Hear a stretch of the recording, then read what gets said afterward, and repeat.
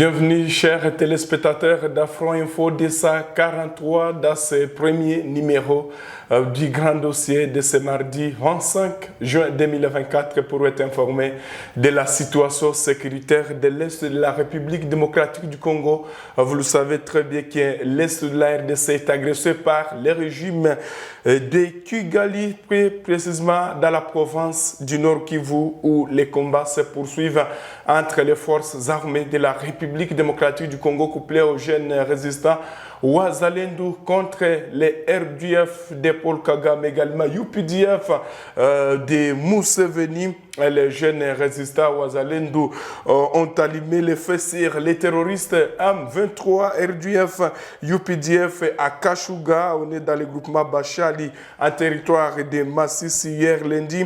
Les affrontements se sont poursuivis jusqu'à dans la soirée, affirment plusieurs sources sur place. Également dans les territoires de Nyiragongo, dans la partie nord de la ville de Goma, un bref affrontement a été signalé à Kabuki où les terroristes du M23 RDF qui tentaient une manœuvre se sont heurtés à une patrouille des forces armées de la République démocratique du Congo. La situation s'est vite rétablie. C'est ce que vous devez retenir de la situation sécuritaire sur les lignes de front. Également, il y a un rapport de l'ONU toujours dans cette guerre d'agression de la République démocratique du Congo est victime.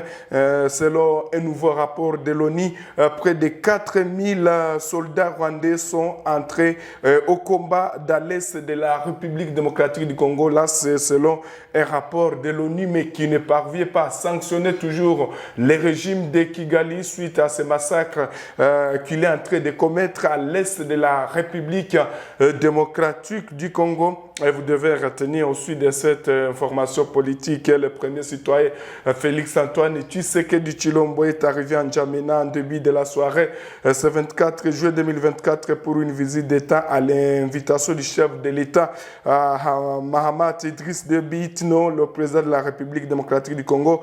Félix Antoine Tshisekedi Tshilombo a été élevé à la dignité des grands croix dans l'ordre national du Tchad. C'était à l'occasion du dîner d'État offert à son honneur au palais Tounaï. Alors, et comme toujours, on est en train de parler de cette guerre d'agression à l'est de la République démocratique du Congo.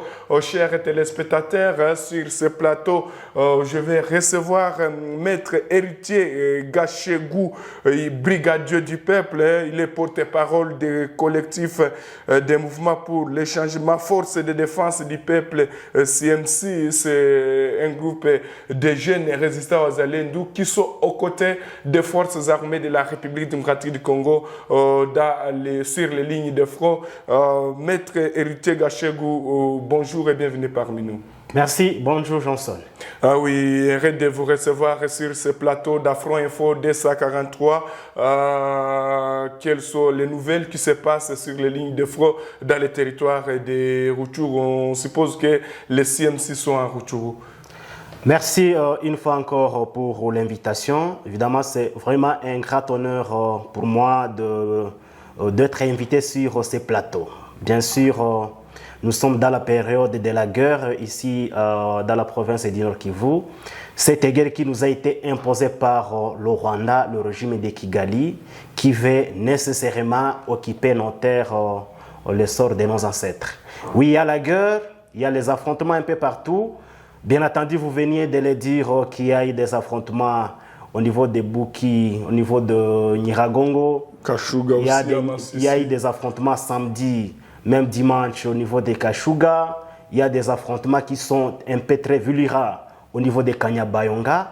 Mais vous avez omis également les affrontements qui sont au niveau de Bambo, Kishiche, Kabizo, Butare, au fin fond de la chefferie de Bwito dans les territoires de Rutshuru. C'est donc, il y a eu des résultats très probants que les Wazalendo ont infligés à l'endroit de l'ennemi, le 1-23, jusqu'à ce que notre groupe, le CMC, FDP, a pu occuper la cité, le centre de négoce de Bambo, la cité de Kishiche, beaucoup plus Kabizo, et Boutard. Et donc, ce sont des résultats qui ne font pas ignorer, qui sont attribuables à ce que mènent les Wazalendo sur le terrain. Le SMC n'est pas seulement à Rutshuru. Ah oui. Le SMC se trouve sur toutes les lignes de front. Là où il y a des axes stratégiques, là où se font des combats. Et donc, le SMC se trouve non seulement à Kanyabayonga, le SMC se trouve sur l'axe Kiwanja, Kisegro-Vers, Nyamili-Maya, ça c'est aussi un axe de front. Le SMC se trouve à Bambo, je venais de le dire. Le SMC se trouve à Minova. Vous connaissez qu'il y a aussi un autre axe d'affrontement à Minova. Oui, vers l'axe oui, vers l'axe Massi-Sizone. Et donc, même à Sake, je vous dis que le SMC, avec tous les autres groupes de Wazalendo que je ne voudrais pas citer, nous sommes tous mélangés, nous sommes tous rangés derrière la même cause sur toutes les lignes de front. Oui, maître héritier Gachegou, la première question, c'est quelques semaines, hein, voilà, comme vous l'avez évoqué, il y a eu l'échec de la part de l'armée rwandaise et Paul Kagame, qui a perdu réseau, se référa à sa dernière interview à nos confrères de France 24 où il évoque qu'il était prêt à entrer en guerre avec la République démocratique du Congo. Pensez-vous qu'il a les moyens pour se battre contre la RDC? Oui, nous avons suivi tous ces déclarations par la France 24, évidemment. Nous avons suivi, ça a été une annonce très grave, mais très grave pour ceux-là qui ne sont pas visés. Mais pour nous, nous savons que c'était habituel, c'est juste des déboires ou un désabusement que Kagame a encore fait à l'endroit de la nation congolaise. Nous savons qu'il n'y a pas du nouveau ni de l'ancien. Et donc, pour nous, les Wazalendo, pour nous, les collectifs et des mouvements pour les changements forces de défense et du peuple, et pour nous, intégralement, les Wazalendo en RDC, nous savons que Kagame est sur le terrain. Ce n'est pas aujourd'hui qu'il doit mentir que prochainement, je suis en train de préparer une guerre contre la RDC, alors que nous savons pertinemment qu'il est sur le terrain. Donc, nous faisons face à la guerre de 1-23, nous faisons face à l'armée rwandaise sur le terrain. Et donc, il n'y a pas question de dire que Kagame pourra venir alors qu'il est déjà sur le terrain. Donc, il ne viendra pas 2 fois ou plus d'une fois. Il est sur le terrain. Nous connaissons vraiment ses manœuvres. C'était seulement une mésaventure qui voulait porter à la communauté internationale. La présence de ces troupes sur le sol congolais. Oui, il ne doit que nier. Nous savons que c'est ça sa stratégie de manipulation et de mensonges. Mais nous savons très bien qu'il est sur le terrain. Nous faisons face à la guerre, à l'armée rwandaise.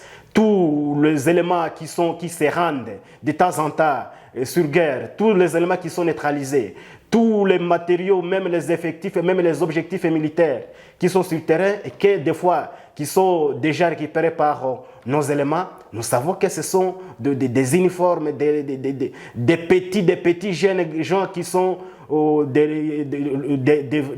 recrutés au niveau du Rwanda, qui sont bien formés par le Rwanda, qui sont bien payés par le Rwanda, qui sont pris en charge de façon très objective par l'armée rwandaise. Et donc, ce n'est pas aujourd'hui que le Rwanda peut se prétendre qu'il n'est pas sur le terrain. Oui, héritier Gashuga, je rappelle que vous êtes porte-parole de la force de défense du peuple CMC, du jeune Resta Wazalendo qui sont en train de combattre aux côtés des forces armées de la République démocratique du Congo dans l'Est de cette guerre d'agression. Mais une autre question, beaucoup de ceux qui ont eu la chance d'occuper les fonctions politiques dans ce pays depuis l'arrivée de l'AFDEL, qui a porté James Kabarebe au poste de chef d'état-major de la RDC, n'ont pas le courage de s'exprimer sur l'agression du Rwanda. Pourquoi alors qu'ils détiennent les clés pour mettre fin à cette guerre? On peut dire la même chose des avocats congolais. Pourquoi restez-vous silencieux à ce sujet? Mais écoutez, je crois que c'est de là où on pouvait d'ailleurs commencer, puisque l'histoire, la détermination historique de cette guerre date de 1996, quand le Rwanda a commencé son aventure sur le sol congolais, jusqu'à ce qu'il est allé installer le général James Kabarebe au niveau de la tête de l'armée congolaise. Et donc, même si Kagame, je voudrais maintenant revenir sur votre question un peu après, Kagame qui promet qu'il viendra maintenant sur le sol congolais, mais écoutez, il est sur le sol congolais depuis 1996. Donc ce sont des épisodes qu'il est en train de manipuler, de jouer, de jongler sur l'histoire congolaise. Mais cette fois-là, les résistants, les jeunes Congolais, et donc cette génération a dit non. C'est pourquoi ça lui bloque sur son avancée, parce qu'il faut accepter qu'en 1996, il avait fait la guerre pendant une période de moins de 9 mois. Il avait déjà atteint tout l'espace du territoire national congolais. Mais aujourd'hui, depuis que cette guerre a nouvellement éclaté, depuis le mois de novembre 2021, ces nouveaux épisodes qu'il est en train de faire aujourd'hui, depuis 21 à novembre, aujourd'hui, ça fait pratiquement presque 3 ans. Presque 3 ans. Mais il n'a jamais réussi à prendre même des territoires administratifs. Il n'a jamais réussi de prendre même donc une province telle qu'il s'attendait. Et donc, aujourd'hui, nous comptons que l'armée rwandaise, à travers ses supplétifs L1-23, il n'occupe que 22 groupements administratifs. Du côté de Rutshuru. J'ai dit bien 22 groupements. Donc, quelques groupements du territoire de Rutshuru et quelques groupements du territoire de Massissi. Évidemment, je m'insurge des fois. Mais bien sûr, je m'insurge des fois à l'endroit de certains médias qui disent que, écoutez, Rutshuru est occupé. Mais non, nous sommes sur terrain. Le CMC occupe de vastes étendues, de vastes localités, et même d'autres Wazalendo qui sont du côté, que ce soit du côté du groupement de Busanza ou Binza. Même nous sommes sur le terrain, et donc nous sommes dans le groupement de Bukom intégralement. Voilà, la guerre n'est pas encore à telle intégralité du groupement de Kanyabayonga. Et donc, aujourd'hui, Kagame, il est dans des difficultés manifestes de pouvoir occuper même les 2 territoires. Aujourd'hui, il n'occupe que 22 groupements administratifs. Donc, c'est-à-dire un groupement de Nyiragongo, quelques groupements du territoire de Rutshuru et quelques groupements du territoire de Massissi. Et donc, vous comprendrez que l'M23 a manifestement échoué, Kagame a manifestement échoué. Donc, c'est l'expression d'un lion de 23 ans qui a échappé à dévoler la fille de l'antilope, quand la fille de l'antilope avait encore 1 année, et que ces lions vieux qui continue à promettre qu'il va dévoler la fille de l'antilope quand elle aura 3 ans. Il ne parviendra pas. Oui, maître héritier Gachegou, l'Ouganda nie son implication et son soutien aux terroristes M23, mais sachant que les armes lourdes et la logistique du M23 peuvent atteindre Bunagana que par l'Ouganda, n'est-ce pas une raison pour cesser de faire confiance à Museveni et son armée? Mais écoutez, c'est au fait, pour ceux-là qui sont des analystes qui sont internationaux ou qui sont internationalisés, ces analystes qui sont internationaux, nous savons que la guerre n'est pas seulement à mettre sur l'activité de Kagame seulement. C'est une question des 2 pays, c'est une question d'une ethnie, c'est une question d'un empire qu'ils ont bien savamment préparé. Et donc, peut-être avant qu'on y arrive, par là de l'ancien régime qui avait certaines clés pour désengorger et certaines solutions en fait de mettre fin à cette guerre que nous vivons, notamment l'ancien régime de FCC qui dirigeait la RDC. Et donc aujourd'hui, nous savons qu'ils font l'opposition politique, mais alors que le Rwanda s'est fait maintenant passer comme une opposition armée pour épauler la lutte de ceux-là qui font l'opposition aux politiques en RDC. C'est pourquoi des arrestations des services de renseignement ont toujours documenté, trouvé certaines manipulations, certains infiltrés dans les rats de certains acteurs politiques. Et pour preuve, vous voyez, il y a certains gens qui sont déjà nommés dans les comités directoires du 1-23 présentement, qui étaient avant-hier des élus, des députés, des grands dignitaires du PPRD, mais qui aujourd'hui sont déjà nommés parmi les grands commandants, les grands directeurs du mouvement du 23 mars. Et donc, revenant sur la question de l'Ouganda, l'Ouganda a toutes les raisons de nier. Mais les preuves sont déjà là. Les preuves sont tangibles qui sont là. On a bien documenté. Le rapport est sorti, faisant foi que l'Ouganda est là. Et nous l'avons toujours dit, nous l'avons toujours dénoncé. Quand vous avez attendu que la cité de Bunagana a été tombée. C'est une cité frontalière avec l'Ouganda. Oui, c'était par la facilitation de l'armée IPDF de l'Ouganda, puisque le Rwanda avait manifestement échoué de pouvoir faire bouger la FARDC à l'époque. Mais par la facilité stratégique de l'armée IPDF, on l'a aidé. Et bien sûr, vous avez attendu après quelques mois que le Rwanda, plutôt l'Ouganda, a réussi à faire muter certaines bornes à l'intérieur du territoire national dans les groupements de Busanza. Et donc ça, c'est la moindre des preuves qui s'est ajoutée avec ceux-là que nous détenons, ceux-là que nous avons partagés, ceux-là qui sont acteurs principaux pour désengorger cette situation. Voilà maintenant les preuves qui sont tarifées par les documentaires de l'ONU qui prouvent noir sur blanc que l'armée ougandaise se trouve sur le terrain et ce n'est pas un mensonge, ce n'est pas du mensonge. Nous savons très bien que, et nous le confirmons. Sur le terrain, vous capturez certains militaires. Oui, bien sûr. Je ne suis pas, bien sûr, le porte-parole de la FARDC, mais il y a des gens, il y a beaucoup, nombreux militaires qui ont été capturés, des militaires ougandais qui sont capturés. Et d'ailleurs, je vous informe qu'aujourd'hui, celui qui commande la brigade de 123 qui se trouve au niveau de Nyanzale, c'est un général ougandais. Ça, nous le savons très bien. Voilà, les munitions, pour une autre preuve, s'il vous plaît, une autre preuve, nous n'avons qu'une seule entrée au niveau du territoire de Rutshuru, une entrée officielle, une entrée qui est routière. Ah oui.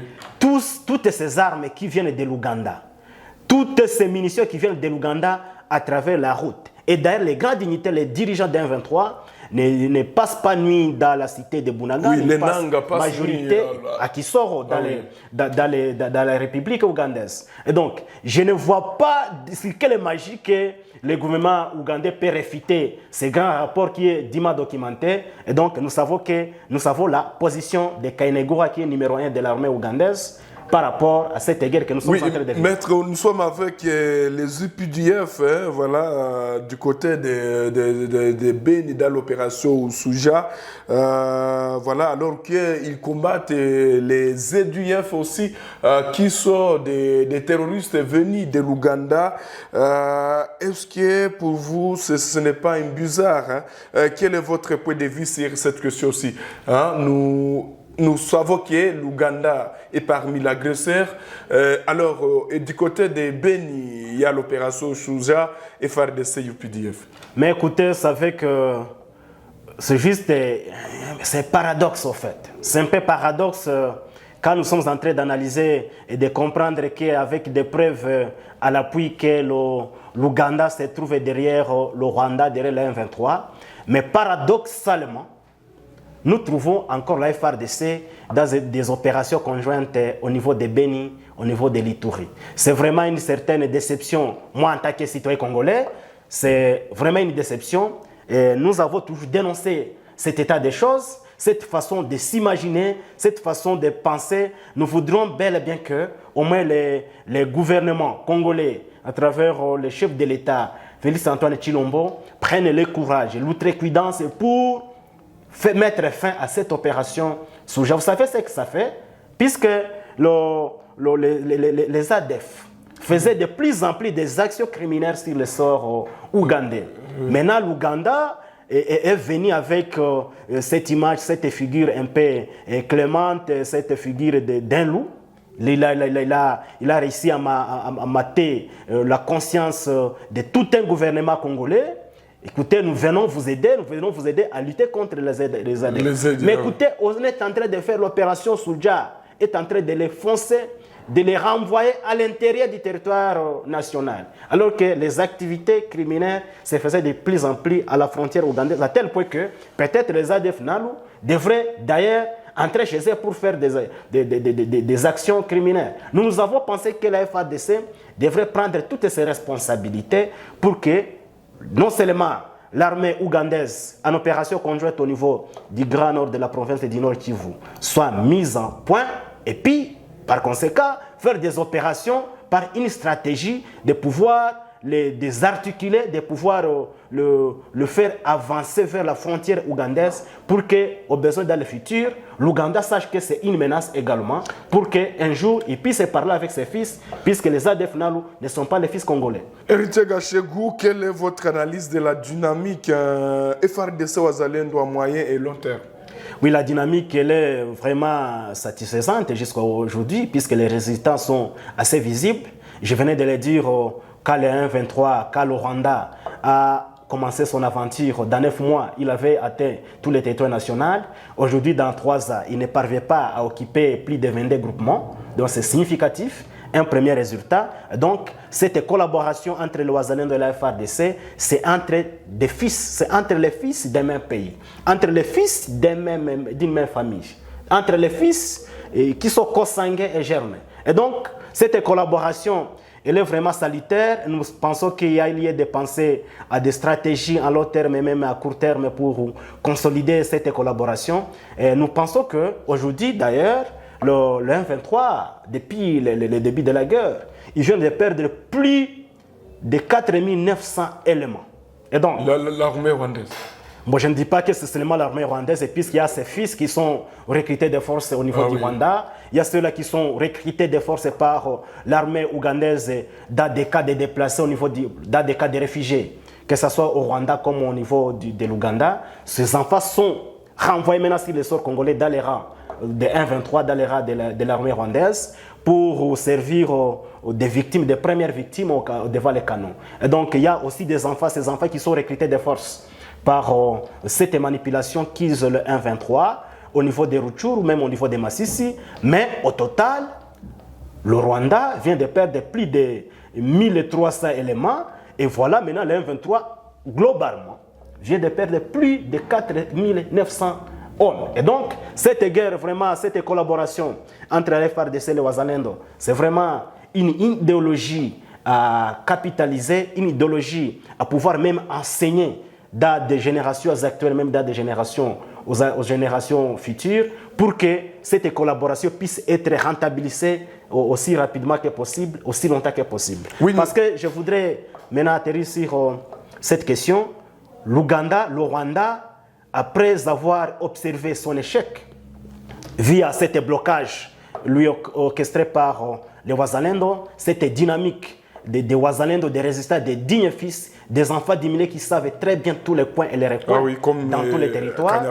Voilà, ils pensent maintenant lancer des sensibilisations, des réunions, des meetings de sensibilisation, vous l'avez vu au niveau anciennement, au niveau de Kabaya, vous l'avez vu au niveau de Rubaya, au niveau de Kibirizi récemment. Nous l'avons vu en Tamugeng avec ces enfants égarés, malheureusement du territoire de Rutshuru, qui sont manipulés, qui sont en train d'être utilisés pour pouvoir sensibiliser les jeunes du groupement de Busanza, plutôt de Bweza, d'adhérer à ce mouvement. Mais écoutez, au travers peut-être sur votre micro, je lance maintenant ce message à l'endroit de toute cette jeunesse des Rutshuru et des Masisi, d'éviter à être manipulé. Et d'ailleurs, par aussi notre message, notre stratégie de controverser et de renverser cette sensibilisation de 1-23, je vous jure que je vous annonce qu'aujourd'hui, nous avons, le soir vers 19h, nous avons accueilli 7 éléments de 1-23 qui sont venus avec 5